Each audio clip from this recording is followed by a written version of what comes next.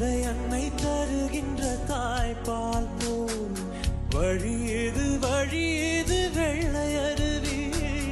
அருவியை முழுவதும் பருகிவிட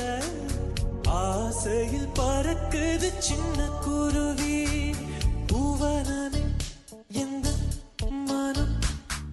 புன்னகையில் எந்த மதம் அம்மம்மா எவரும் சொல்லாமலே பூக்களும் வாசம் வீசுது உறவும் இல்லாமலே இருமனோ ஏதோ பேசுது